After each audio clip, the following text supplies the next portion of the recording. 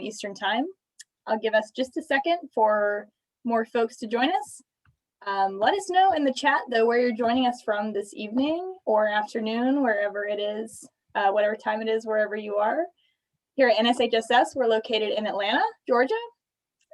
We love it here. Any Georgia folks, shout out in the chat. Miss Lauren, I'll let you chime in here. All right. Wow. Boy, these are coming in fast. You guys are all over the place. Absolutely. Looks like you got a lot of Maryland. Yeah.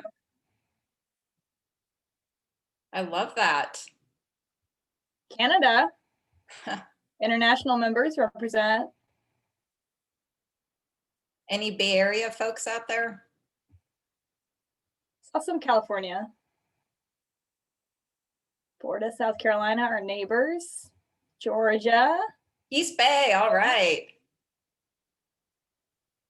Japan, oh my gosh, welcome, welcome.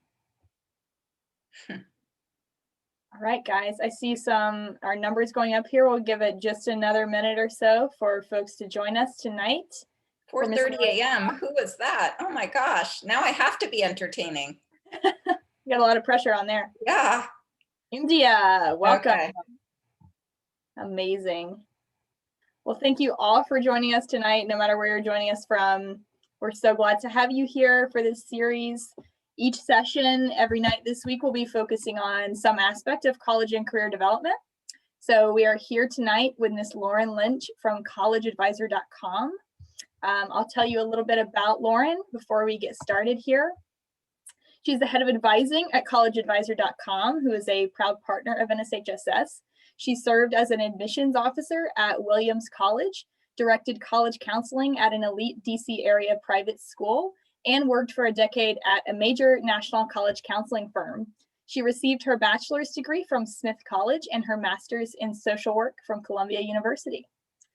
So now I will switch over to Ms. Lauren's presentation, and we will kick this thing off. All right, Lauren, over to you.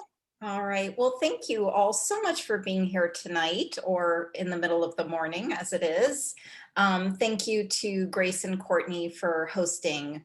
I am thrilled to be here with you. And what I want to make clear in the presentation, I'm going to talk for as little as possible so that we can leave as much time as possible at the end to go through all of your questions, because I think this is a very personal topic, one that can feel a little bit overwhelming. And I just want to be sure that each of you is getting some information which is specifically useful and relevant to you.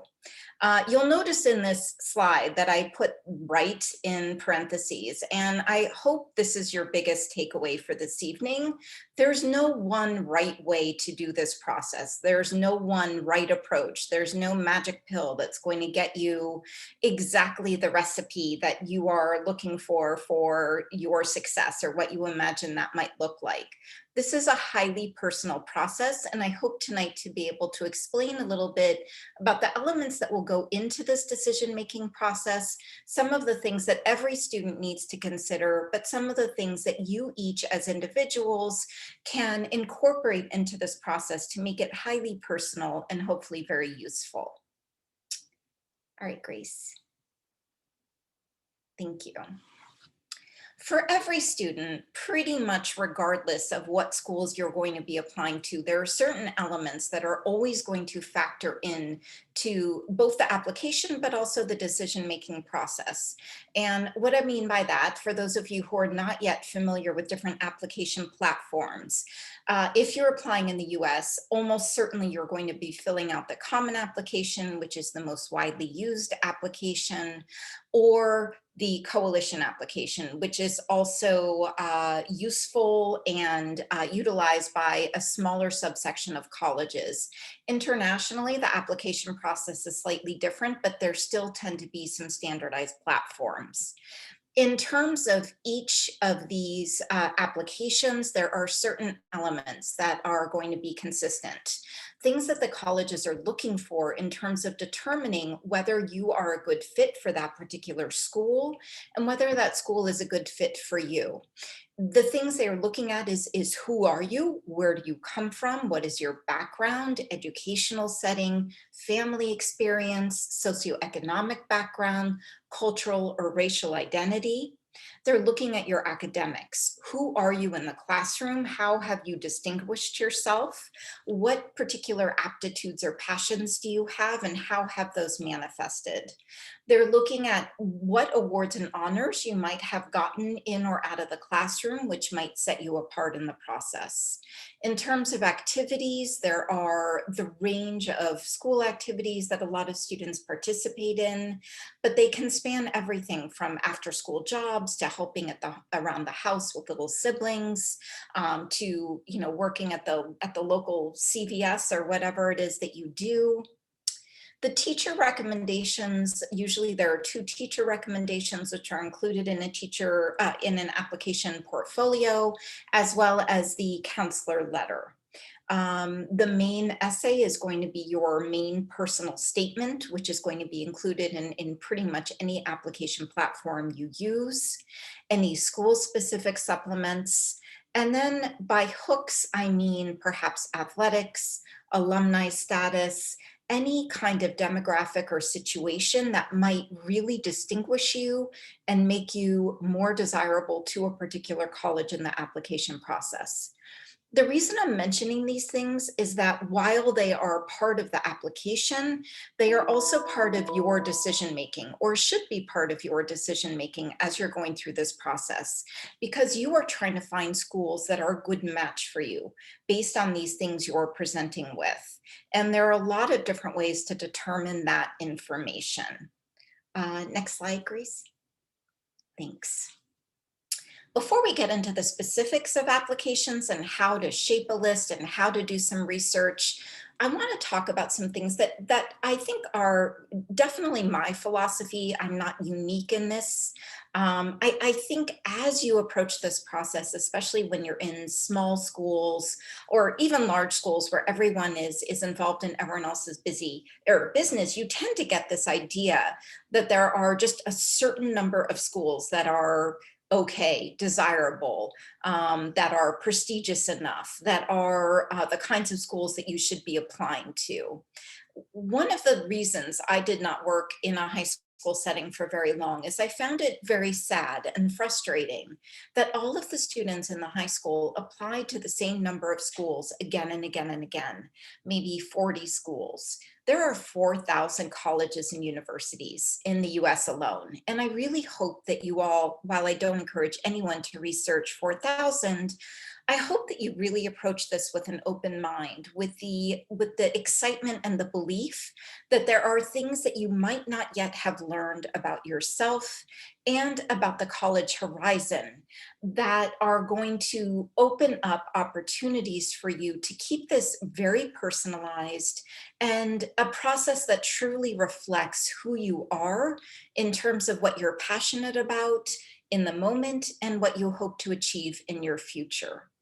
I do think in my experience, and I've worked with hundreds of thousands of students in this process, I can tell you with absolute certainty that who you are as a freshman or as a sophomore is going to be widely different from who you are as a senior when you're actually putting together your applications and going through the process. It is okay to change course. It is okay to change your mind. Being true to yourself, being open to those changes is going to drastically increase your chances of finding a good fit. I know a lot of students when they walk on a college campus, either in the research stage or perhaps after they've gotten their admission decisions, have this euphoric moment that they've just come home, that this is it for them. This is the place that is going to launch their future and where they're so excited to spend the next 4 years.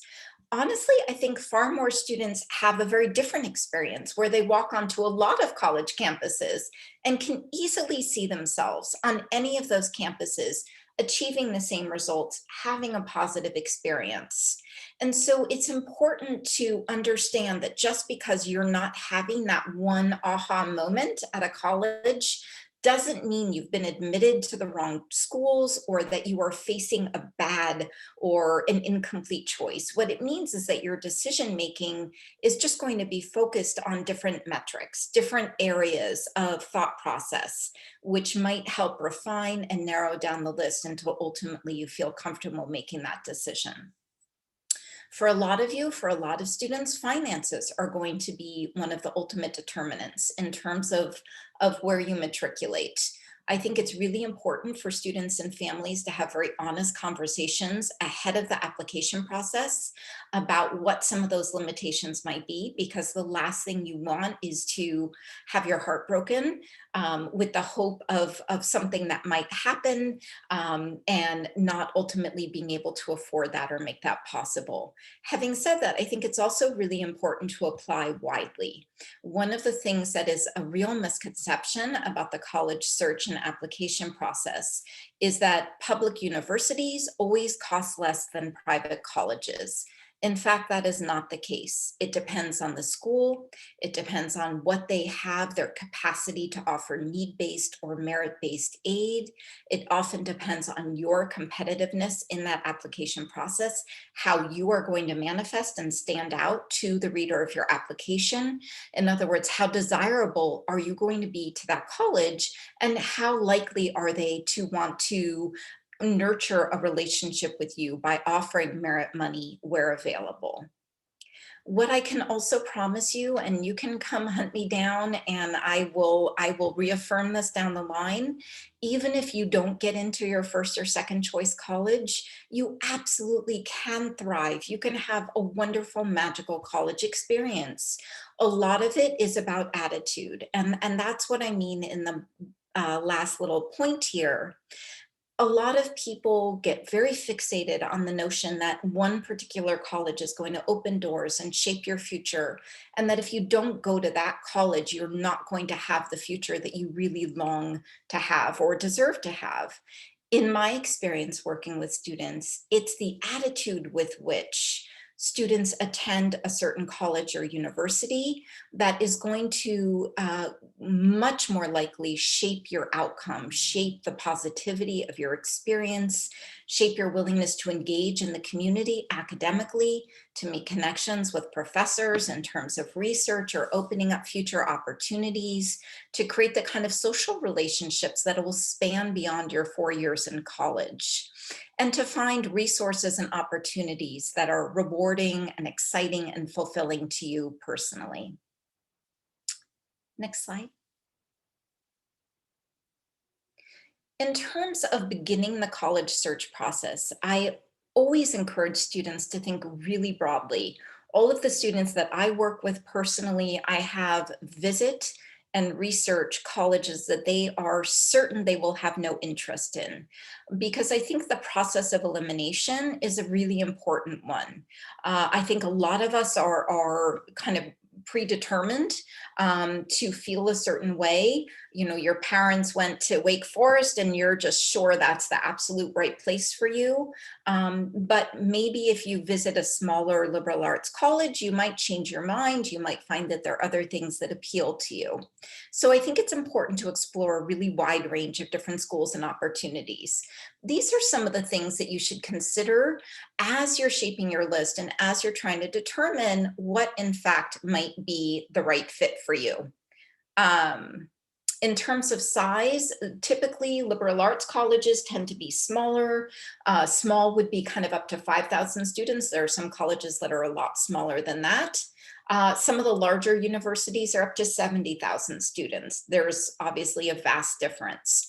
Ask yourself, would you be much more comfortable in a kind of bucolic rural environment, small town, kind of lazy vibe off campus, not really, bustling? Or would you rather be at a place like NYU or Columbia or GW, which is really immersed in a city, or BU, for example? And then there's more suburban, say the Tufts or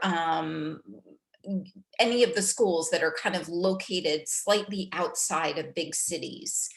So ask yourself that kind of question. Again, visit as many schools as you can. Obviously, location is big. For some people, it might come down to weather. For others, it may be how close or how far away from home do you want to be.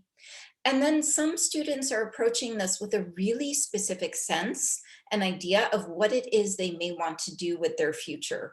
If you know, for example, that you want a BAMD program, if you want a very specific kind of engineering, it's really important to separate those out and find colleges or universities that offer those opportunities to you as an undergraduate so that you don't have to wait in order to access some of those courses and the curriculum. There are so many different characteristics. Do you want to go to big football games on weekend nights? Do you want to join a fraternity or sorority? Is a particular religious presentation or aspect of diversity going to be important to you? Are you more conservative, more liberal? What about housing? Is there a particular kind of housing? Do you want a college that's going to have designated gender housing or language housing?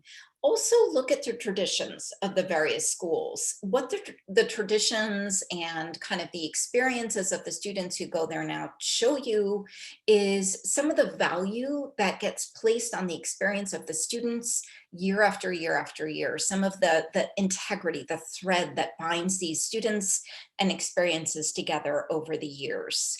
In terms of competitiveness, for some of you, it might be a little bit too early to determine how to start shaping your list and doing research, which is another reason I really recommend starting broadly with the college list.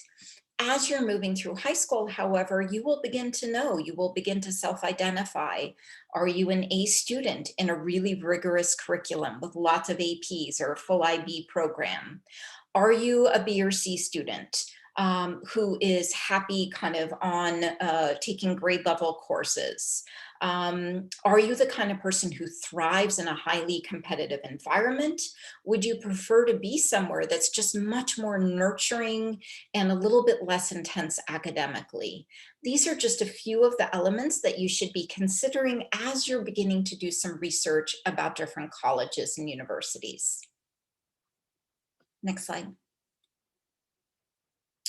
For some of you, I think there's sometimes confusion, and I apologize in advance if this is information you already know quite well, but there is a difference in terms of what an undergraduate experience looks like at a liberal arts college versus a university. So in terms of liberal arts colleges, they are private institutions. Typically, liberal arts colleges do not have graduate schools on campus. If they do, they're usually in very discrete or focused areas. What this means is that, although not always, class sizes tend to be smaller. The schools tend to be a little bit smaller in terms of overall enrollment. What it means is that the professors on campus are teaching undergraduate classes. So you are not being taught by graduate students or TAs. What it also means is that there are typically fewer specific pre-professional programs. So I saw something come up in the chat, although I didn't see it all the way, but about nursing. You're not likely to find nursing at a liberal arts college. But what you might find is you could be a biology major and very easily go on to a nursing program from there. You're not likely to find business, but you are likely to find an economics major. Universities tend to be larger. There are both private and public universities, and this is important to keep in mind in terms of merit money and financial aid. Typically, universities are larger, which means often, especially introductory classes, tend to be larger as well. As you progress through a curriculum, the classes likely are going to get smaller. But for those of you who feel like being in a large lecture hall with hundreds of other people would not be a good fit for you, that's just something to be aware of. Again, when there are grad students, it's very possible that some of your undergraduate classes are going to be taught by or TA'd by grad students. And again, they're much more likely to have these pre-professional programs that might be compelling or interesting to you. I do want to point out that you are just as likely to be successful in a professional program, no matter what college you go to. Going to a liberal arts college does not prohibit in any way your ability to go to medical school, vet school, business school, get a PhD, go on and do anything you may wish to do.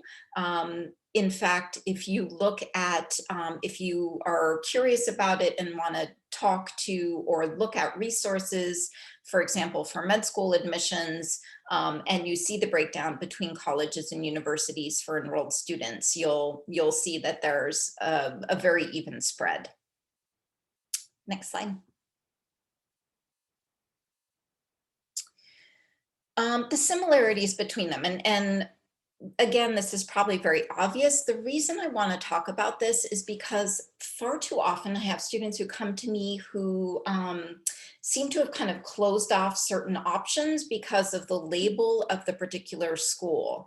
And what I want to point out in going through this slide is that I really do encourage you whenever possible to focus on the individual fit, the personality of the school and how that meshes with you, the kind of nature of the school, the elements of the experience that are going to resonate with you personally, rather than how the school is characterized in terms of its designation.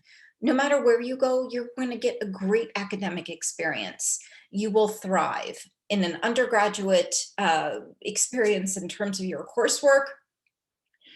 And then also if you choose to go on to graduate school from there.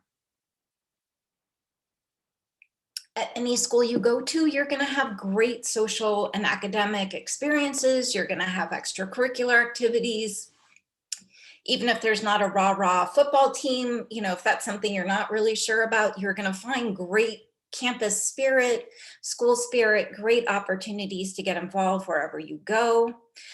Whether it's a liberal arts college or university, you could study abroad, you're going to get to do research. There are no limitations on the things you're going to be able to do.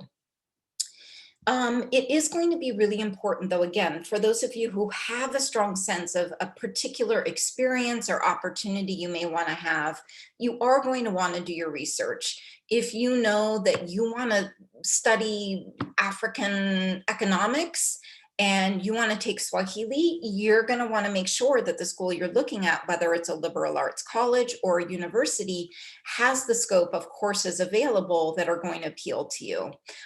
One of the things that I always have my students do is to go to a particular college or university of interest and look through the course catalog. Look at the majors. Look if they offer minors. Do they offer double majors? Do they offer specific programs or kind of certificate programs within majors? Really do some exploration about what each school offers and how that might resonate with you. Keep in mind, colleges, and this is one of the key things about visiting schools, some colleges have very strict guidelines, very strict core curriculum. Others are much more flexible. I do not advocate this, but I will tell you quite honestly that one of the reasons I chose Smith for undergrad is so I would never have to take a math class again. There are many different ways to choose colleges. I would not advise that particular way to do so, but it really clicked with me that it was a school that really allowed that exploration and wasn't going to insist that I take certain classes that I knew I didn't want to. You also want to make sure, because this will have an impact on your future, that you are going to find faculty who are like-minded, who are going to be open and available to creating relationships with you. Because whether you want to go to grad school, whether you're looking for recommendations down the line in more career-oriented fields, it's important to have those connections. Next slide. In terms of starting the college process, you really, starting off early is a great way to do it because it's just much less stressful and it allows you time to do what's really important in my perspective, which is a lot of introspection as you're starting to kind of dig deeper and really look into and identify the elements of the search process that are going to be important to you, the things that are really speaking to you on a personal or intellectual level.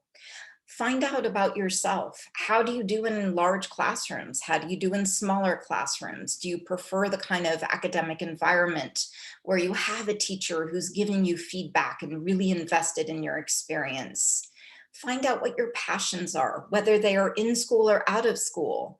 Are you likely to want to continue with those things in a college environment? And if so, be sure that you're going to be able to do so.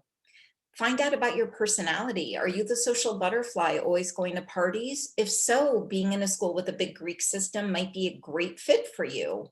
Do you tend to be a little bit more shy and want to hang out with friends on the weekends playing board games?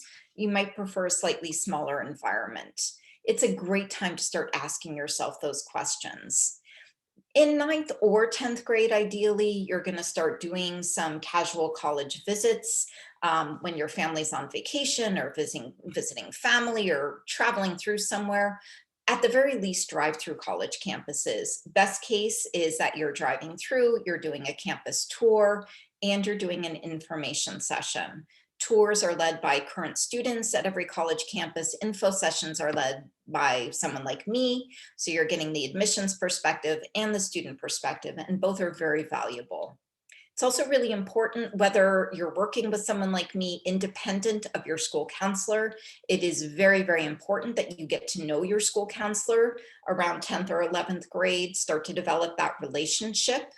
And you're also going to want to, as very much like in ninth grade, start again refining, expanding on the connections between some of the areas you're most interested in and what that might look like in terms of an academic opportunity in college.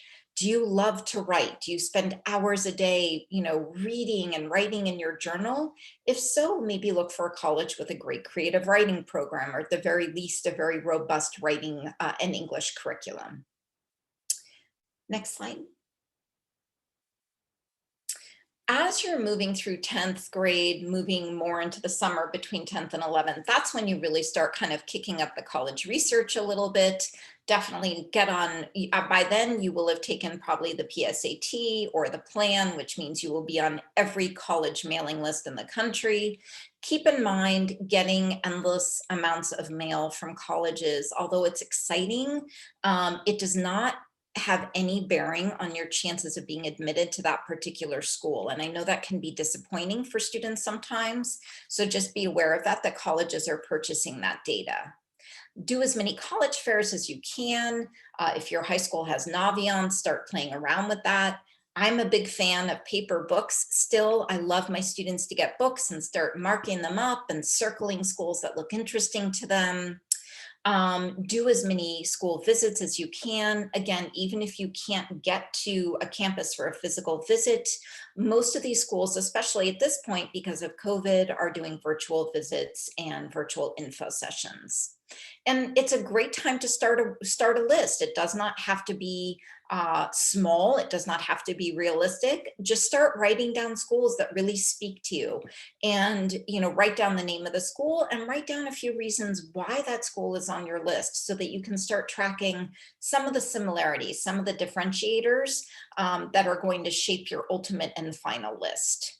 11th grade really is your opportunity to dig a little bit deeper. By this time, you're going to have some standardized testing, which is going to be really important in terms of refining your list. Now, obviously, for most of you who are seniors, this coming year is almost certainly going to be test optional for all colleges again. But testing can still have a strong impact on the application process. For those of you who are coming behind, probably it will be revitalized in terms of its importance in shaping your list and in terms of determining your chances at particular schools.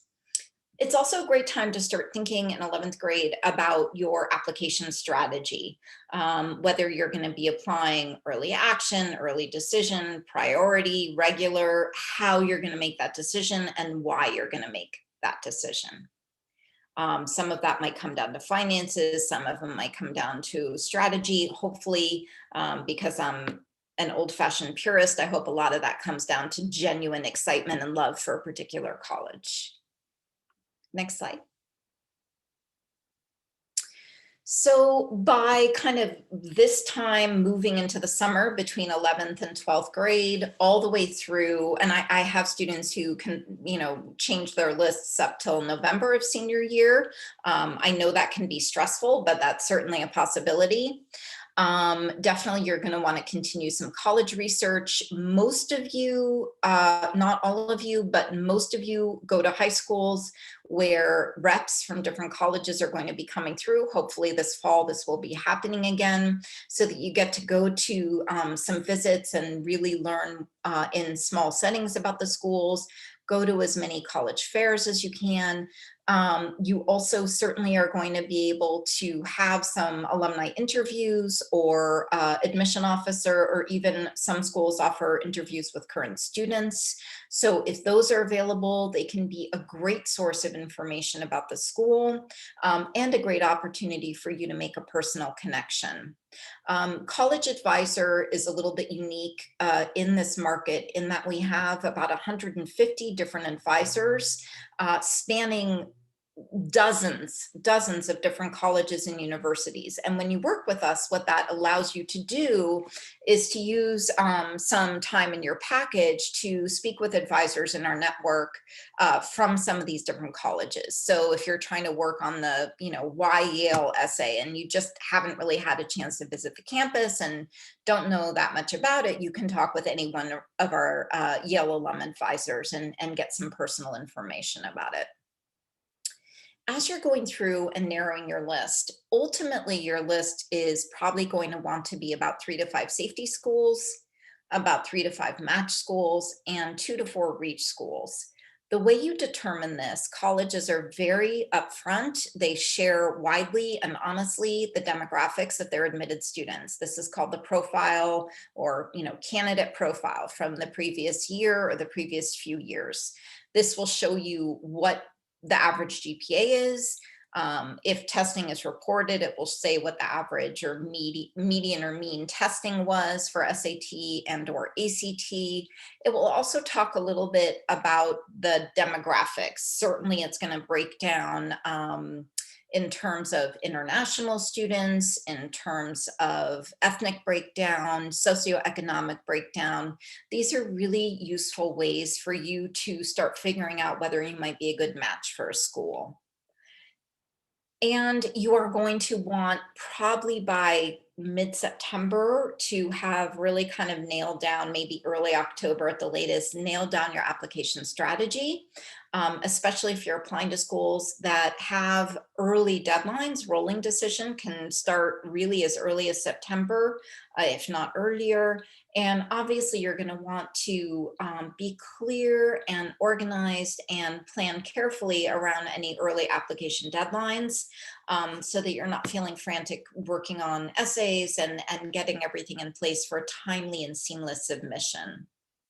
You also want to be really sure you're keeping in close contact with your school counselor and with the teachers at your school, so that you know exactly what you need to do to get your letters of recommendation submitted, to get your transcripts, and to get everything you need from your schools to the colleges you're applying to on time. One thing I do just want to say, I mention this to all my students, for those of you, just please keep in mind when you've asked teachers to write letters of recommendation for you, I would definitely encourage you to get them, if you can, get them a small gift card. At the very least, write them a thank you letter. Teachers often, they don't get paid for the time they're spending writing letters of recommendation. They often spend weekends, evenings, and summer months writing these letters, and it's really nice to thank them for their time. Next slide. So for those of you who are planning your 12th graders, or you're about to be 12th graders, this is about to be happening for you, it's sometimes hard to know. Again, a lot of students have that aha moment. Maybe you're one of the lucky students who got into your early decision school of choice. For those of you who are less certain about what to do when those decisions come your way down the line, there are a lot of different ways to help narrow down the list and make that final decision. Finances is a big one, and probably, in my experience, the biggest force behind the choice a student ultimately makes about what college to attend. There are ways to negotiate financial aid packages. That's something we can easily help with. It is not always going to be successful, but at the very least, sometimes it's worth initiating that negotiation process. A lot of colleges, I guess virtually, but hopefully in person for those of you who are a little bit younger in the process, have admitted student events. It's a great way to meet other students. You want to look around and see, are these people I want to be friends with? Do I feel like I fit in here? Am I excited to be doing some of these events and participating in some of what's being offered? It's also great to talk to current students, alum who you may know who've gone to particular schools. Reach out to professors in areas that might be of interest to you. And then it's important to really turn inwards. You're going to have a lot of people very invested in your business and feeling very much like your decision is somehow a reflection on them. Keep in mind, this is your 4 years and this is your future. And I do understand, of course, that there are often family pressures and family indications of what choice you may end up making. But whenever possible, really take the time to listen to yourself and try to be true to yourself. Even if you have absolutely fallen in love with a school that really might on paper look less prestigious than another school you've been admitted to and everyone's telling you you're crazy, you're not crazy. If that's the school that is going to allow you to really flourish and thrive and achieve your dreams and the things you want to have happen in your life, then that's the right fit for you. Sometimes it's going to come down to just weighing and measuring, does this school offer enough of what I want in order to be a good fit for me? And does it offer more of what I want than the other 3 schools I'm choosing between? Sometimes it's going to come down at this stage of the process. Again, at College Advisor, we're more than happy to help with this. But there's also a lot going on behind the scenes, we understand, for students in terms of negotiating waitlist issues, writing letters of continued interest, and figuring out how to make decisions when you're kind of holding out hope for a deferral to turn into an acceptance. The last thing I want to say, which I realize looks ridiculous, is that it's really important in this process to be able to feel grateful for the things you have accomplished, for the schools you have been admitted to. Keep in mind that maybe your heartbreak, the school you didn't get into, is devastating. And I don't want to minimize that, but the schools you did get into might have been someone else's dream and might end up being the perfect fit for you. And I do think it's important to be really open to that. I'm not saying minimize the grief, the very understandable grief of not getting into your top choice or your top 2 choice schools, but do try to be open to the opportunities that you have received, and the opportunities that do await you, because I guarantee that you can have a wonderful experience no matter where you end up. I probably have talked too long. I want to leave as much time as possible for questions. All right, Lauren, that was excellent. Absolutely, we have plenty of questions, so let's go ahead and jump right in. Let's see, scrolling back to the top, first up, from Finley, do you think it's worth it to increase test scores such as the SAT or ACT? I think this person is referring to the test optional that we've seen over the past year. Yeah, and I mean, I will say it probably depends on the year. If you are about to be a senior, everything is going to be test optional. However, I would say yes, within reason. I never typically, unless it's a very rare circumstance, I don't advocate taking testing usually more than twice. Again, unless like you had the flu the second time and you absolutely know you can do better. I do think though that doing it at least twice is a good idea. And partly because when it comes down to merit aid, testing is often factored in, even if a college is test optional.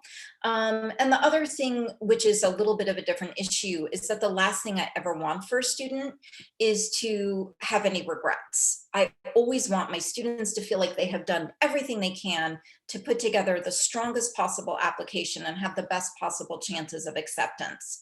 And if that means waking up at 7 in the morning on one extra Saturday to sit there for 3 hours, it's well worth doing. Absolutely. Right. Yeah. From Sophia, how's this process different for homeschoolers? Great question, Sophia. It's going to be a little bit more complicated. So for students who are homeschooled, what colleges really want to see, I mean, they are looking at you as an individual. So they are looking at what your academic passions are, all of those things that I addressed early on. And they are looking at you in the context of a bigger application pool. So they're looking for diversity across the board in terms of academics and experience. So whatever you can do as a homeschool student to come in with measurable achievements and accomplishments. So what I mean by that is do online classes if you can, have a written out rationale for homeschooling, which includes your curriculum, reading lists, all of the resources that you have used to shape your homeschool curriculum. And that is going to be very helpful for the colleges in terms of determining how to evaluate the rigor of your curriculum and your academic credentials. And I know a lot of homeschool students work in larger groups of homeschool students, which is great because then you're not having your mom or dad write your recommendation letter. So whenever possible, I encourage that having as much structure as possible, even if you're homeschooled. Nice. Those are some great answers. There you go, Sophia. A question from Arlene. This is kind of a specific one, but I think it's interesting and relevant. In terms of teacher recommendations or counselor letters, what do you suggest for a student who's transferring to a new school for her senior year? They're concerned teachers might not get enough time to know the student in those first few months of school. What a great question. And I wish you the best of luck. That can be very, very hard to negotiate. So what I'd recommend, honestly, usually if possible, students ask teachers from junior year anyway.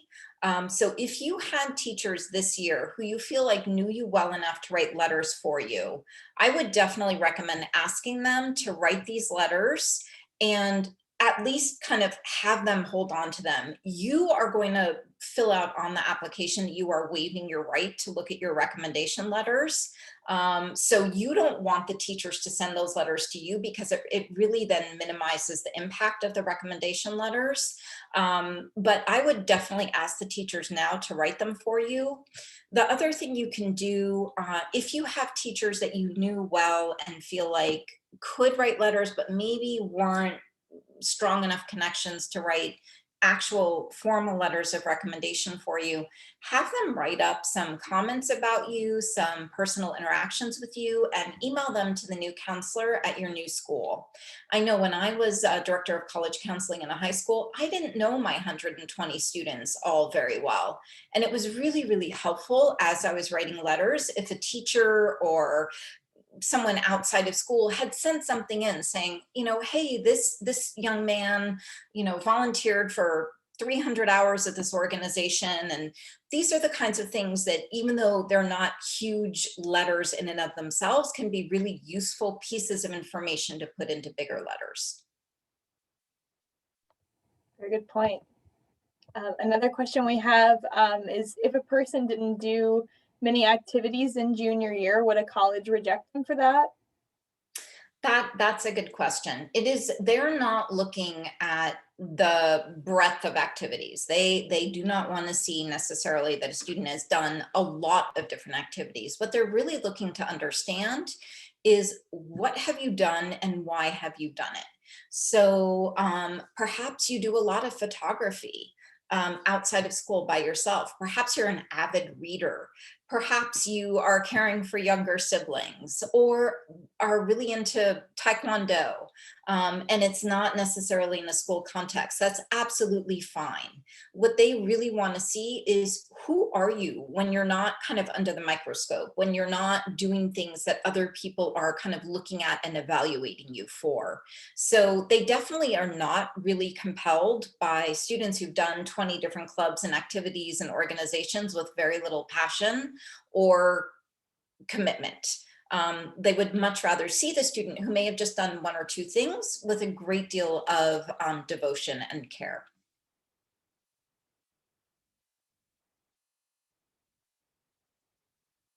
Right, it's about the quality, not the quantity.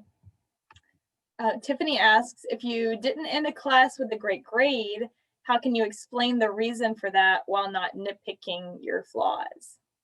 Great question. It's all about presentation. So on the Common App and pretty much every school specific application, you have the ability, that's kind of the, is there anything else we need to know about you section? And you don't have a lot of characters, and you're absolutely right the way you ask the question.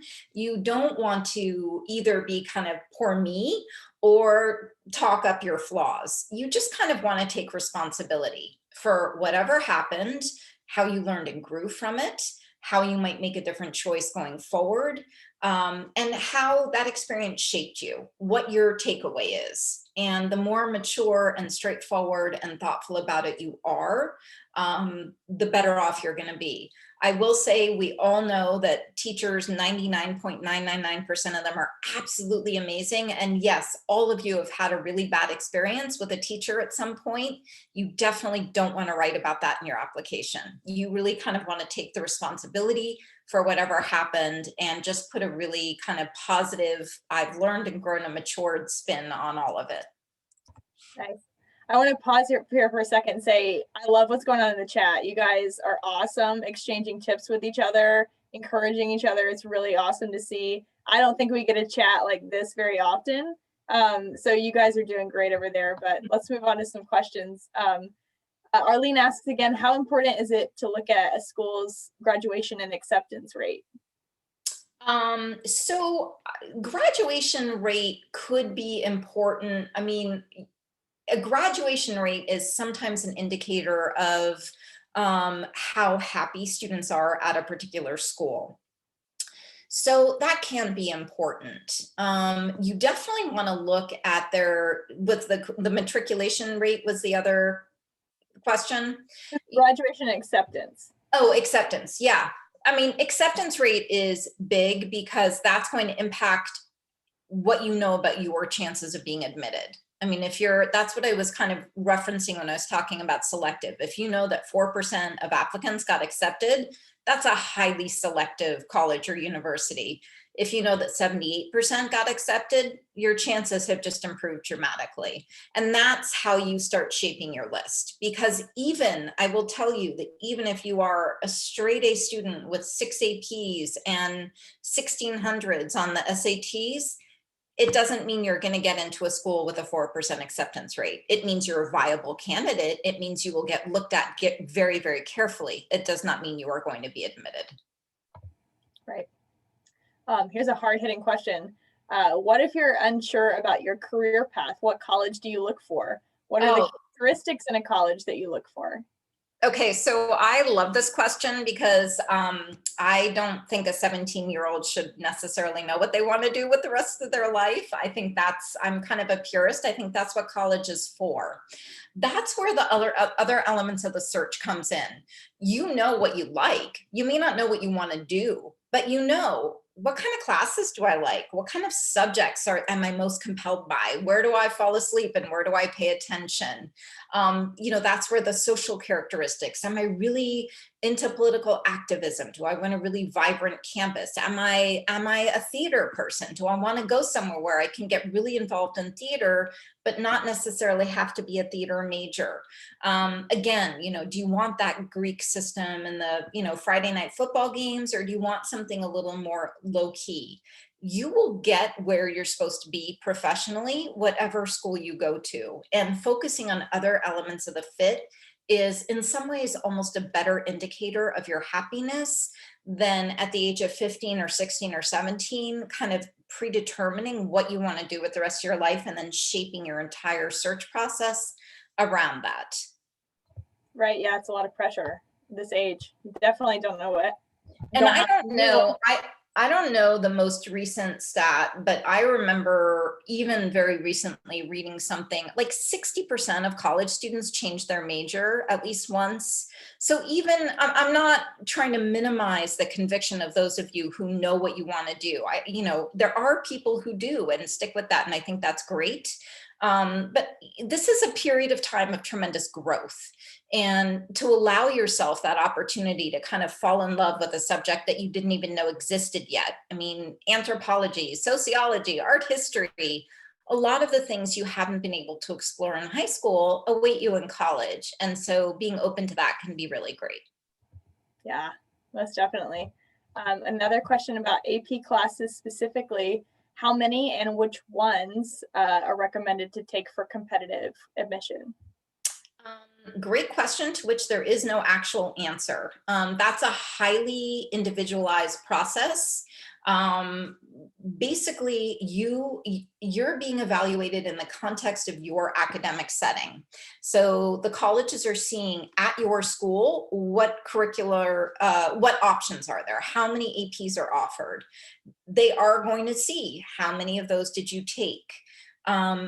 Having said that, you do not ever want to be in a position where you're taking 5 APs junior year and barely scraping by, because that is not going to put you in a better or stronger position in terms of competitive admissions than ratcheting back a little bit, balancing out some of the APs or honors or even on-level courses that are more appropriate to you based on what your aptitudes and interests are, and doing well in those classes. And I will say also, especially with the pandemic, especially with the world the way it's been and the way it continues to be, taking care of your mental health is huge. You do not want to be in a situation where you are running yourself ragged in this race trying to get to the finish line of a competitive college, when ultimately, if you get there, you're going to be exhausted and depleted and not have had time to enjoy any of your time in high school. So it really is a very fine balancing act. Absolutely, yeah. Speaking of the pandemic, here's a question I think that is on a lot of minds. What if your GPA suffered this year, but you generally had good grades and have a strong essay? How would this affect applying to college? Should I stray away from Ivies/selective schools? Yeah, you are absolutely not alone. I know so many really bright and proud and hardworking students who just struggled with remote learning. It's just not ideal. I think what you might end up doing is probably applying to slightly more schools than you might have otherwise. I don't think you need to eliminate schools from your list. I think colleges are going to be much more understanding of the fact that remote learning, it just was not viable. Most school districts were not well set up to help students get the resources they need. And it was just an impossible situation for most students. So I think what you really want to do is just, apply to as many schools as you can. Colleges are going to look at your senior grades. They're going to look at first quarter. If you're on a quarter, trimester, semester, they're going to be looking at those grades. And that can make a huge difference if you're back in school in the fall, to really kind of recover very strongly and show your capacity to recover from that. Yeah, it's been a rough year for everyone. Alexis asks, and I know I've heard both sides of this debate, should I go to a community college first, then get to a university, or just go to a university right away? Mm-hmm. Great question. A lot of this comes down to family financial discussions and situations. I think for more and more people, it makes a lot of sense to do the community college route. I think also there are a lot of students who are just slightly less mature intellectually, meaning that they may not have done as well as they could or would like to have done in high school. And there are students who are just not really ready for that living away from home 4-year residential environment. There are lots of great reasons to go to community college. whereas others of you are just much more excited to get out the door and start your journey.